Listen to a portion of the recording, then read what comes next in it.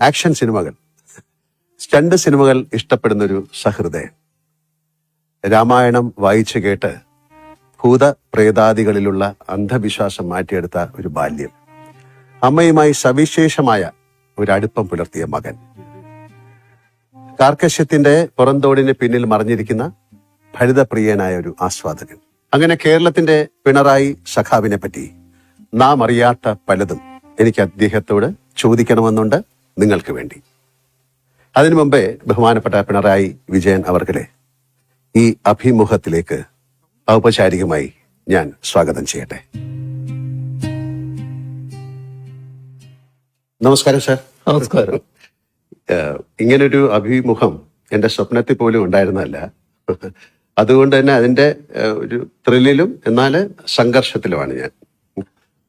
അഭിനേതാവായാണ് ഞാൻ സാധാരണ ക്യാമറയ്ക്ക് മുന്നിലെത്തുന്നത്.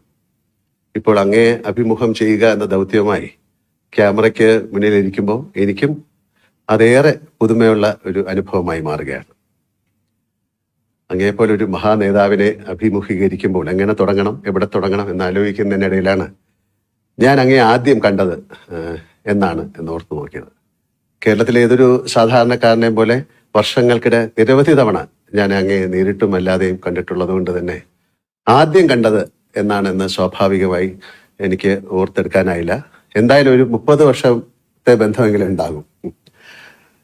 പക്ഷെ അവസാനം കാണുന്നത് ഇപ്പോഴാണ്, അതെനിക്കറിയാം.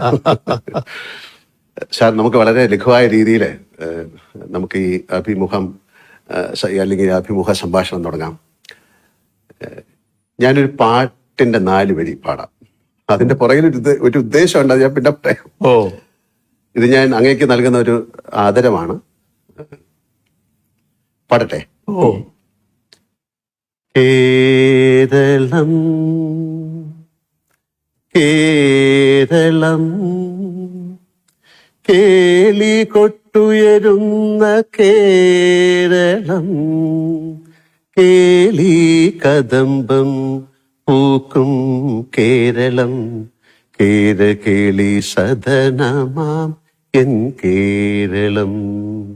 എന്റെ കേരളം, അങ്ങയുടെ കേരളം, നമ്മുടെ കേരളം.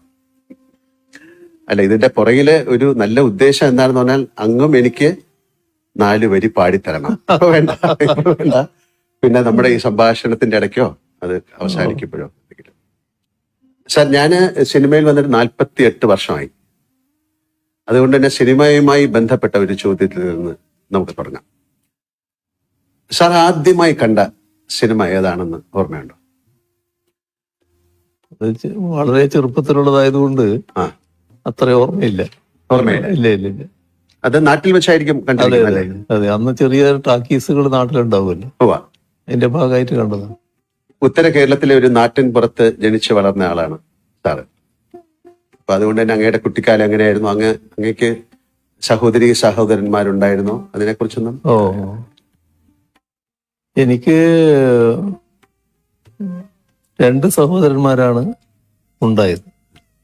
പക്ഷെ എൻ്റെ അമ്മ പ്രസവിച്ചത് 14ാമത്തെ കുട്ടിയാണ് ഞാൻ. ബാക്കിയുള്ളവരൊക്കെ മരണപ്പെട്ടു പോയിരുന്നു ചെറിയ പ്രായത്തിൽ തന്നെ. പിന്നെ 2 സഹോദരങ്ങൾ, മൂത്തവര് എനിക്ക് ഉണ്ടായിരുന്നു. അങ്ങനെ 3 പേരാണ് ഞങ്ങൾ ഉണ്ടായത്. അമ്മയും അച്ഛനും ഒക്കെ ഈശ്വര വിശ്വാസികളായിരുന്നോ? നാമമൊക്കെ ചൊല്ലാറ് പതിവുണ്ടായിരുന്നോ? ഈശ്വര വിശ്വാസികളും വലിയ തോതിലുള്ള ഈ അന്നത്തെ കാലത്ത് ഭൂതപ്രേത കാര്യങ്ങളൊക്കെ വലിയ തോതിലുള്ള കാലമാണ്. അതെ അതെ. അപ്പൊ അതിനൊക്കെ വല്ലാതെ വിശ്വസിക്കുന്ന കൂട്ടത്തിലായിരുന്നു. അതില് അമ്മയാണ് ഏറ്റവും കൂടുതൽ ഈ വിശ്വാസങ്ങൾ കൊണ്ട് നടന്നിരുന്നത്. അച്ഛനും വിശ്വാസി തന്നെയാണ്, പക്ഷെ അത്രത്തോളം ഉണ്ട് എന്ന് പറയാൻ പറ്റില്ല. കുട്ടിക്കാലത്ത് ഏറ്റവും സന്തോഷകരവും സങ്കടകരവുമായ ചില സാഹചര്യങ്ങൾ എല്ലാവർക്കും ഉണ്ടാവും, അങ്ങേക്കും ഉണ്ടായിട്ടുണ്ടാവും. അങ്ങനെയെങ്കിൽ അവയൊക്കെ അങ്ങയുടെ ജീവിതത്തെ എങ്ങനെയാണ് സ്വാധീനിച്ചിരിക്കുന്നത്?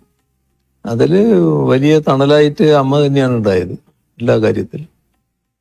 സാധാരണ നിനക്ക് നല്ല കരുതലോടെ എന്നെ വളർത്തുന്നതിൽ അമ്മ പ്രധാന പങ്ക് വഹിച്ചിട്ടുണ്ട്. എൻ്റെ കുട്ടിക്കാലത്തിന് അന്നത്തെ കാലം എല്ലാവരും പഠിക്കുന്ന കാലമല്ലായിരുന്നു. പിന്നെ പഠനം തുടരണമെന്നും ആഗ്രഹിക്കുന്ന കാലമല്ല. ഒരു 5-ാം തരം ആവുമ്പോൾ പഠനം അവസാനിപ്പിക്കുക. അന്ന് നാട്ടിൽ ധാരാളം ഉള്ളത് ബീഡി കെട്ടാൻ, ബീഡി തൊഴിലിന് പോവാ. ബീഡി കെട്ടാൻ പോകും, കുട്ടികൾ പോയിട്ട് ബീഡി ഇങ്ങനെ കെട്ടിക്കൊടുക്കും, നൂല് കെട്ടി. അതിന് പിന്നെ ഈ ചെന്ന ആൾക്കാർ പറഞ്ഞു കുട്ടി പഠിക്കട്ടെ. അപ്പൊ അതറിഞ്ഞിട്ട് സ്കൂളിലെ പ്രധാന അധ്യാപകനും മാനേജറുമായിട്ടുള്ള അദ്ദേഹം അമ്മയോട് പറഞ്ഞു, അവനെ ഇപ്പം അതിനൊന്നും വിടരുത്, നിങ്ങൾ പഠിപ്പിക്കുക വേണം എന്ന് പറഞ്ഞു. അങ്ങനെയാണ് LP സ്കൂൾ കഴിഞ്ഞിട്ട് UP സ്കൂളിൽ ചേരുന്നു. UP സ്കൂളിൽ ചേർന്നപ്പോൾ ഒരു പ്രധാന കാര്യമുണ്ടായി. അവിടെ ഒരു മലയാളം അധ്യാപകൻ, മലയാളം വിദ്വാൻ, മുൻഷി എന്നാണ് നമ്മൾ സാധാരണ പറയുക, മുൻഷി മാഷ്. അദ്ദേഹം എന്നോടൊരു ദിവസം ചോദിച്ചു, നിന്റെ നക്ഷത്രത്താ? അന്ന് എനിക്കറിയാവുന്ന നക്ഷത്രം ഞാൻ പറഞ്ഞു കൊടുത്തു. ഇതായിരിക്കില്ല എന്ന് അദ്ദേഹം എന്നോട് പറയാണ്, നിന്റെ അമ്മയോട് വരാൻ പറയണമെന്ന്. അങ്ങനെ അമ്മ ചെന്നു. അപ്പോൾ അത് തന്നെ ഒരു നാട്ടിൽ വാർത്തയായി, മുൻഷി മാഷ് അമ്മയെ വിളിച്ചിരിക്കുന്നു എന്നൊരു വാർത്ത. അങ്ങനെ ചെന്നപ്പോൾ എപ്പോഴായിരുന്നു പ്രസവിച്ചത്, ഏതാ സമയം എന്നൊക്കെ ചോദിച്ചു. ആ കാലത്ത് വലിയ കൃത്യതയില്ല, ഉച്ചയ്ക്ക് ശേഷമാണ് എന്നത് മാത്രമേ അമ്മയ്ക്ക് കൃത്യമായിട്ട് പറയാൻ പറ്റുള്ളൂ. അപ്പൊ അദ്ദേഹം നോക്കുമ്പോൾ ഞാൻ ആദ്യം പറഞ്ഞ നക്ഷത്രം ഉച്ചയോടുകൂടി അവസാനിച്ചിരിക്കുന്നു, പിന്നെ പുതിയ നക്ഷത്രമാണ്.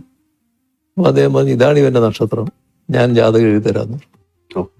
അങ്ങനെ അദ്ദേഹം എഴുതുന്ന ജാതകം അമ്മയുടെ കയ്യിലുണ്ടായിരുന്നു ഒരു ദീർഘകാലം.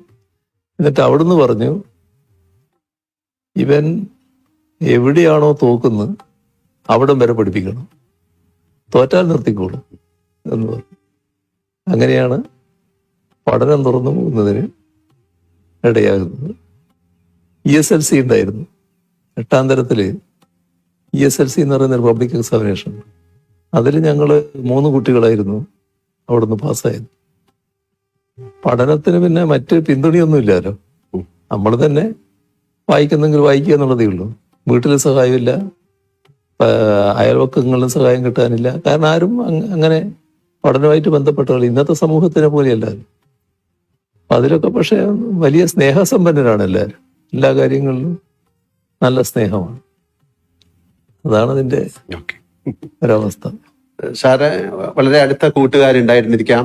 അങ്ങ് പഠനത്തിൽ മാത്രമാണോ അതോ കളികളിലും കായിക മികവിലും ഒക്കെ ഉണ്ടായിരുന്നോ, അതോ വായനയോ കലാപ്രവർത്തനം അങ്ങനെ എന്തെങ്കിലും പറയാനുണ്ടോ?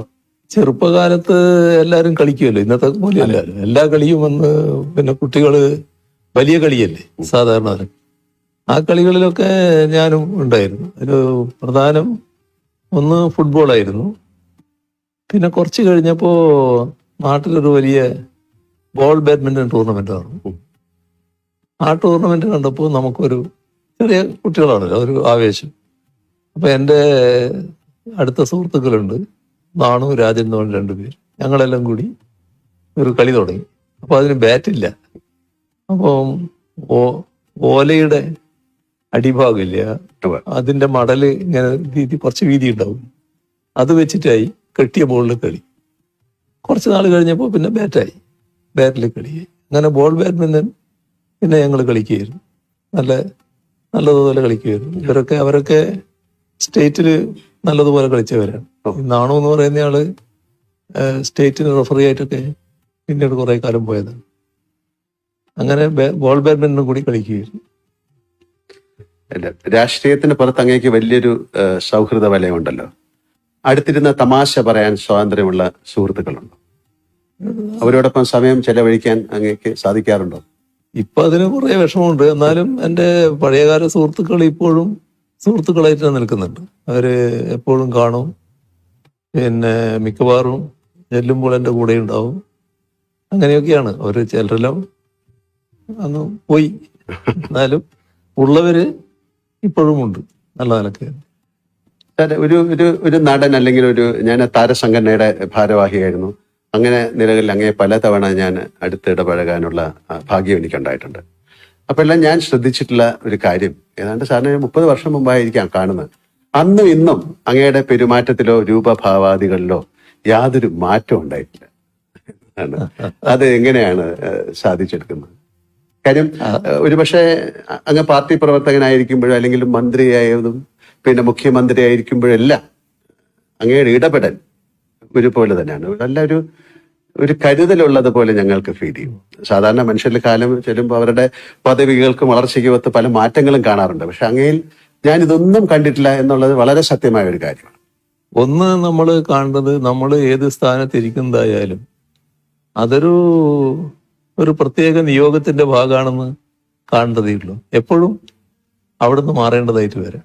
ആ ഒരു ധാരണ നമ്മുടെ ഉള്ളിലുണ്ടാവണം. ആ മാറ്റത്തെ പൂർണ്ണമായിട്ട് ഉൾക്കൊള്ളാൻ നമുക്ക് സാധിക്കണം. അന്ന് ഇപ്പോ മാറണം എന്ന് പറഞ്ഞാൽ ആ മാറുമ്പോൾ ഒരു പ്രയാസവും ഉണ്ടാകരുത്. അതാണ് നമുക്ക് ഏറ്റവും പ്രധാനം. ഞാൻ വൈദ്യുതി മന്ത്രിയായിട്ടാണല്ലോ മന്ത്രിസഭ പ്രവർത്തനം ആരംഭിക്കുന്നത്. അപ്പോൾ എൻ്റെ കുട്ടികൾ ചെറിയ മക്കളാണെന്ന്. വൈദ്യുതി മന്ത്രി സ്ഥാനം ഒഴിഞ്ഞ് ഇവിടെ തന്നെയായിരുന്നു, ഇൻഡസ്ട്രി ആയിരുന്നു. നേരെ നിങ്ങൾ വന്നിട്ടുണ്ട്, ഞാൻ താമസിച്ച വാടക വീട്ടിൽ. ആ വാടക വീട്ടിലേക്ക് മാറി. ഒരു പ്രയാസവും കുട്ടികൾക്ക് പോലും ഉണ്ടായില്ല. നല്ല എന്താണോ, അപ്പം നമ്മൾ എന്താണോ ഉള്ളത് അതുകൊണ്ട് ജീവിക്കാനും അതിൽ സന്തോഷിക്കാനും അതിൻ്റെ ഭാഗമായി മാറാനും കഴിയണം. എനിക്ക് അങ്ങനെ ഒരു നിലയാണ് എപ്പോഴും ഉള്ളത്. ഒരു വല്ലാതെ എന്തെങ്കിലും മോഹിക്കുന്ന കാര്യമില്ല. അതിൻ്റെ ഭാഗമായിട്ട് എപ്പോഴും സംതൃപ്തനാണ് ഞാൻ. ഇത് ബോധപൂർവം നിലനിർത്തുന്നതാണോ അതോ സ്വാഭാവികമായി സംഭവിച്ചാണോ അതോ കുട്ടിക്കാലത്ത് അമ്മയുടെ ആ ഒരു കരുതൽ അന്നത്തെ കുടുംബത്തിന്റെ ഒക്കെ ഒരു പശ്ചാത്തലത്തിൽ സംഭവിച്ചായിരിക്കും? അതെനിക്ക് തോന്നുന്നത് ചെറുപ്പത്തിന്റെ ഒരു സ്വാധീനമുണ്ട് അതിൽ. ഈ ചെറുപ്പത്തിൽ ധാരാളം ഈ മറ്റ് കഥകൾ വായിക്കുമായിരുന്നു. അമ്മയ്ക്ക് വായന അറിയില്ലെങ്കിലും പഴയ തച്ചോളി പാട്ടൊക്കെ അമ്മയ്ക്ക് നല്ലോണം അറിയാം. അങ്ങനെയുള്ള പാട്ടുകൾ എനിക്ക് പാടിത്തരുമായിരുന്നു. എന്നാൽ ഞാൻ വായന പഠിച്ചതിന് ശേഷം രാമായണം, കൃഷ്ണപ്പാട്ട്, ഭാരതം അങ്ങനെയൊക്കെയുള്ളത് അമ്മയ്ക്ക് വായിച്ചു കൊടുക്കുമായിരുന്നു. അപ്പോൾ ആ വായനയിലൂടെ അന്ന് എന്നിലേക്ക് വന്നിട്ടുള്ള ചില ആശയങ്ങളുണ്ടാകും. അതെന്നെ സ്വാധീനിച്ചിട്ടുണ്ടാകും എന്നാണ് തോന്നുന്നത്. ഒരു സന്യാസ ജീവിതത്തിൻ്റെ ചില അംശങ്ങൾ ചിലപ്പോൾ നമ്മുടെ മനസ്സിലുണ്ടാകാനിടയുണ്ടാവും. അതുകൊണ്ടായിരിക്കാം വലിയ മറ്റു മോഹങ്ങൾ അധികം ഇല്ലാതെ വരുന്നത്. വലിയ കർക്കശക്കാരൻ എന്നൊരു പേരുണ്ടാകും. അല്ല, അതുകൊണ്ട് ചോദിച്ചാണ്. പക്ഷെ അപ്പൊ എന്റെ കണ്ടെത്തലുകൾ ശരിയായിരുന്നു എന്ന് ഞാൻ വിശ്വസിക്കുന്നു.